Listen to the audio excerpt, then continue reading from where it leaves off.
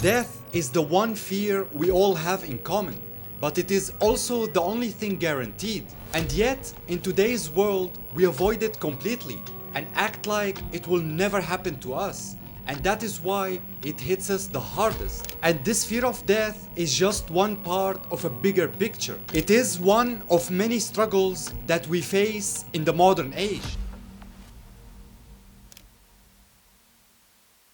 Life in the modern age is much harder than it looks, which feels like a weird thing to say, because on the surface, it seems like humanity has advanced so much. And it is pretty clear that we are living in the best time in history, as we have got everything that make our lives easier. Phones that can do anything, comfort, safety, technology. We are more connected than ever, and the world is statistically safer than it has ever been. And yet, so many of us feel overwhelmed, anxious, and just tired, mentally and physically, all the time. And somewhere deep down, we can feel that something is wrong, that we are not meant to live like this. We can sense deep inside that so much of what we do today doesn't feel like our nature. The harsh truth is, we did not evolve to live in a world like this. And most of our deepest struggles today are born out of modern life itself. We are living in a society that is slowly killing our humanity, and our fear of death is actually the biggest proof. Death happens all the time. It is sudden and unavoidable, but in the way we live today, death can feel like a fairy tale.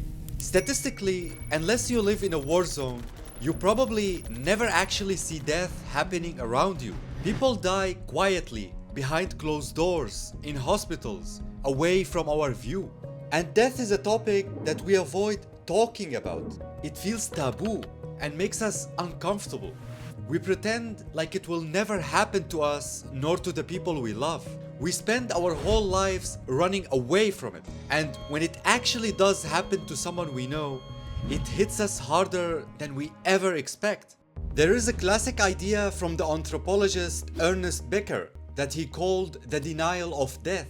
He argued that we humans cope with the fear of death by pushing it out of our minds, throwing ourselves into projects that make us feel sort of immortal, chasing legacy, status, fame, success. While those things aren't bad per se, they often become the only thing we care about, serving as a constant distraction.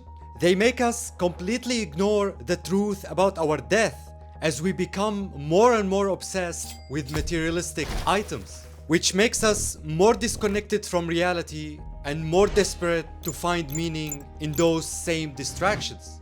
This denial of death is something mostly unique to the modern world. If you look back through history, you will see a very different relationship with death.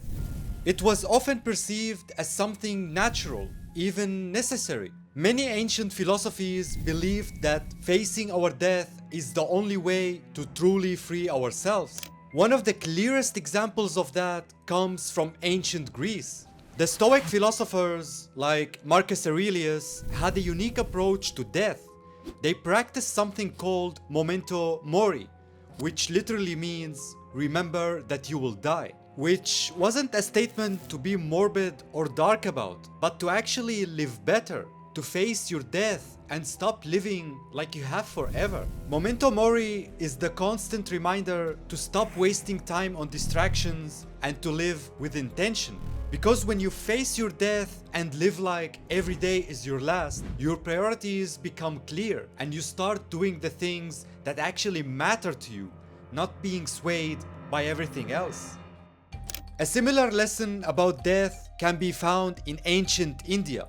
In the famous Buddhist teachings, the Buddha taught that everything in life is impermanent and that most of our suffering comes from trying to hold on to things that can't last. We have a tendency to cling to people, to possessions, and to different moments in life. But none of those things last forever. And the more we hold on to external things, the more it will hurt when life inevitably changes. In the Buddhist philosophy, life is often compared to a river, constantly flowing and changing beyond our control. We cannot stop its current or choose where it goes. It can sometimes be calm, sometimes chaotic, but is always moving forward. And the more we resist its flow, the more we will suffer. When we stop resisting and learn to move with the current instead, we begin to release our fear. And what remains is a deeper kind of peace.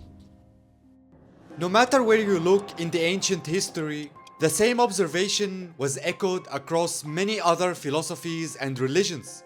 The ancients clearly understood our struggle with death, and even though their teachings are thousands of years old, they still contradict everything modern society tries to sell us. Because they remind us of something that we have forgotten, that death isn't something to fear. It is part of our nature. It is the only certainty we have in life. And the more we resist it, the more we disconnect from life itself. Embracing death is the first key to truly be free in the modern world.